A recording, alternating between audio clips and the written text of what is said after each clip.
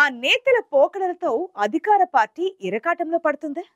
గత ప్రభుత్వంలో మంజూరు చేయించిన పనుల కోసం నియోజకవర్గ బాధ్యులకు చెప్పకుండా ధర్నాలకు దిగడం దేనికి సంకేతం?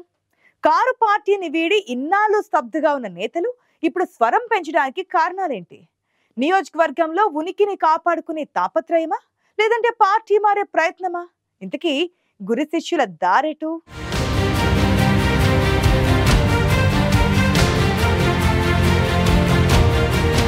కాంగ్రెస్ లో వర్గపోరు కూడా కొన్ని చోట్ల ఫైనల్ స్టేజ్ క్యాన్సర్ లాంటిదే. ట్రీట్మెంట్ జరుగుతూనే ఉంటుంది, కానీ అందులోంచి బయటపడే పరిస్థితులు మాత్రం కనిపించవు. అధికారంలోకి వచ్చి 15 నెలలైనా ఆదిలాబాద్లో వర్గపోరుకు ముగింపు పలకలేకపోయింది కాంగ్రెస్ పార్టీ. గాంధీ భవన్కి పిలిచి మరీ నేతలకు క్లాస్ తీసుకున్నా వారిలో మాత్రం మార్పు రావడం లేదు. అసెంబ్లీ ఎన్నికల తర్వాత పార్లమెంట్, గ్రాడ్యుయేట్ ఎమ్మెల్సీ ఎన్నికల్లో ఓటమితో అధికార పార్టీ ఆత్మరక్షణలో పడాల్సి వస్తోంది. ఆదిలాబాద్ పార్లమెంటు పరిధిలో 7 నియోజకవర్గాలుంటే ప్రతి నియోజకవర్గంలో కాంగ్రెస్లో 2-3 గ్రూపులుండడం అధిష్టానానికి తలనొప్పిగా మారింది.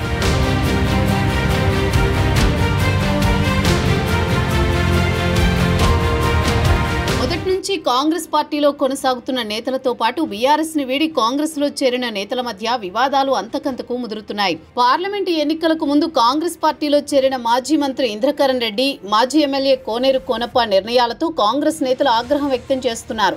సిర్పూర్ మాజీ ఎమ్మెల్యే కోనేరు కోనప్ప కొన్నాళ్ల క్రితం అనుచరులతో సమావేశమై మాట్లాడిన తీరుతో కాంగ్రెస్ నేతలు గుస్సా అవుతున్నారు. తాను మంజూరు చేయించిన బ్రిడ్జిని పార్టీ నేతలే ఆపుతున్నారంటూ ఆరోపణలు చేశారు కోనప్ప. ఒకవేళ ఎవరైనా కాంగ్రెస్ నేతలు, ఎమ్మెల్యే వస్తే బ్రిడ్జి కోసం నిలదీయాలని ప్రజలను కోరారు. తాను కాంగ్రెస్లో చేరింది పదవుల కోసం కాదని, సిర్పూరు నియోజకవర్గ అభివృద్ధి కోసమేనని మాట్లాడారు కోనేరు కోనప్ప. ఆయన తీరుతూ స్థానిక నేతలు ఒక్కసారిగా ఉలిక్కిపడ్డారు. అధికార పార్టీలో ఉండి ఆయన ఏం మాట్లాడుతున్నారో అర్థం కాని పరిస్థితులు నెలకొన్నాయి. మరోవైపు గ్రాడ్యుయేట్ ఎమ్మెల్సీ ఎన్నికల్లో ఓటమితో కాంగ్రెస్ అధిష్టానం అసహనంగా ఉంది.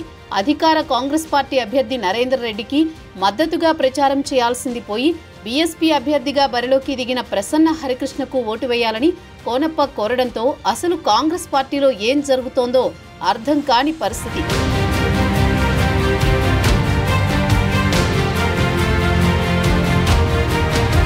కాంగ్రెస్ రాష్ట్ర నాయకత్వం కోనప్పని హైదరాబాద్కి పిలిపించి మాట్లాడింది. సీఎం, ఇతర ముఖ్య నేతల నుంచి ఎలాంటి హామీ ఇచ్చిందో తెలియదు, కానీ తర్వాత సైలెంట్గా ఉండిపోయారు. సిర్పూర్ మాజీ ఎమ్మెల్యే, కొత్తగా కాంగ్రెస్ రాష్ట్ర వ్యవహారాల ఇన్ఛార్జిగా బాధ్యతలు తీసుకున్న మీనాక్షి నటరాజన్ ఆదిలాబాద్ పార్లమెంటు సమావేశాన్ని నిర్వహించారు. ఈ సమావేశానికి కోనప్ప హాజరు కాలేదు.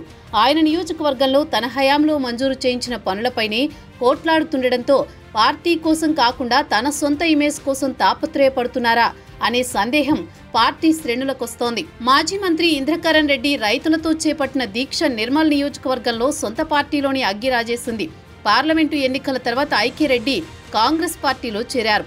నిర్మల్ జిల్లాకు అగ్రనాయకత్వం వస్తేనే ఆయన పార్టీ కార్యక్రమాలకు హాజరవుతూ వచ్చారు.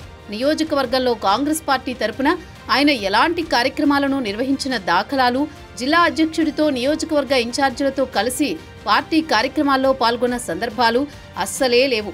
ఐక్యరెడ్డి బీఆర్ఎస్ పార్టీని వీడి కాంగ్రెస్ పార్టీలో చేరినా తన అనుచరులతో ఎప్పటికప్పుడు సొంతంగానే కార్యక్రమాలను నిర్వహించుకుంటున్నారు.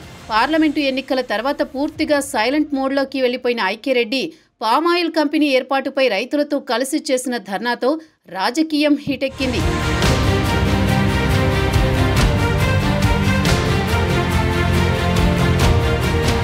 నిర్మల్లో కార్యక్రమాన్ని నిర్వహిస్తున్నామని డీసీసీ అధ్యక్షుడు శ్రీహరికి కూడా చెప్పలేదు ఐకేఆర్. ఈ ధర్నాలో ఆయనతో పాటు రైతులు, మాజీ మంత్రి అనుచరులు మాత్రమే పాల్గొన్నారు. మిగతా జిల్లా నేతలెవరూ ఈ నిరసనలో పాల్గొనలేదు.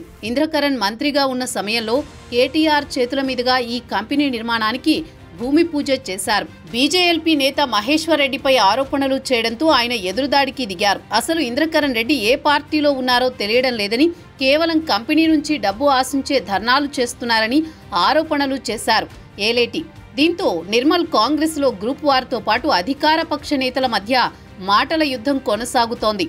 బీఆర్ఎస్ ప్రభుత్వంలో 10 ఏళ్ల పాటు పదవుల్లో కొనసాగిన నేతలిప్పుడు తమ నియోజకవర్గాల్లో చేస్తున్న రాజకీయాలతో కాంగ్రెస్ పార్టీ ఇరకాటంలో పడుతోందని రాజకీయ విశ్లేషకులు అభిప్రాయపడుతున్నారు.